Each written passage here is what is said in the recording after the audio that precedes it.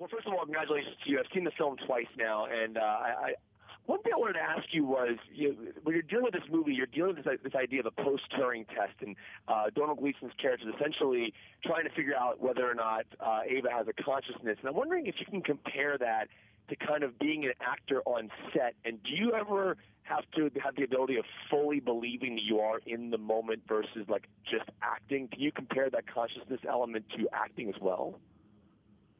Wow, yeah, that's a great question. You know, there's something that in the film my character Nathan talks about. He's trying to show Caleb what the nature of what he has built is. And he takes him over to a Jackson Pollock painting. And he talks about that being automatic art.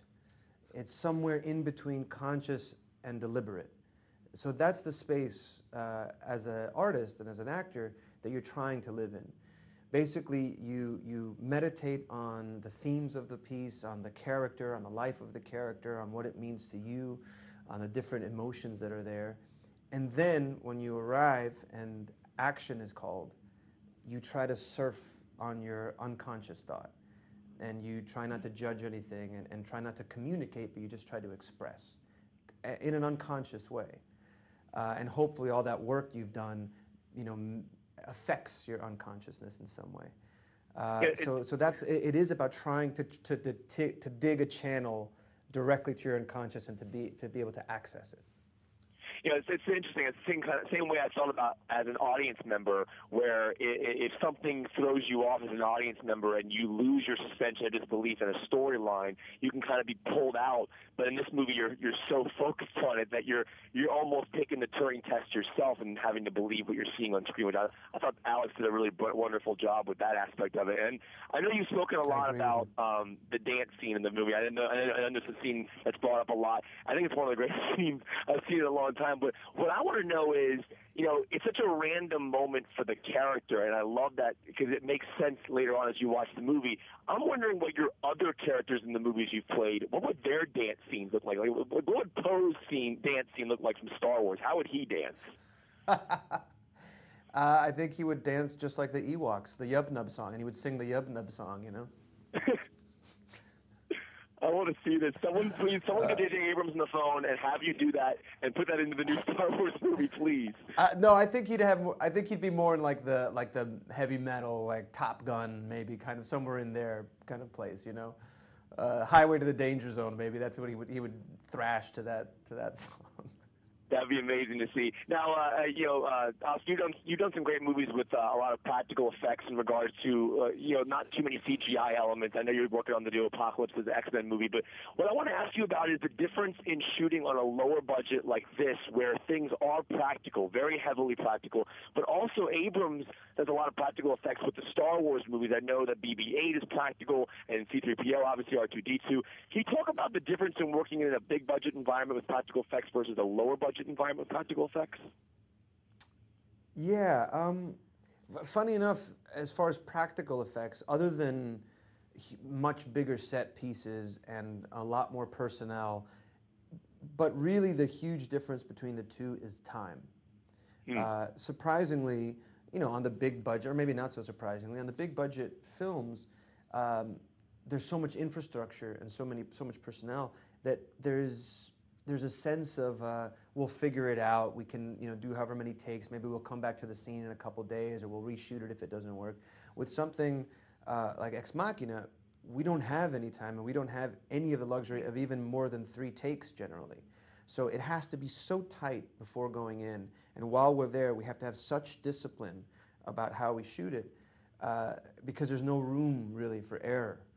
And that can actually be pretty intense. So there are different pressures.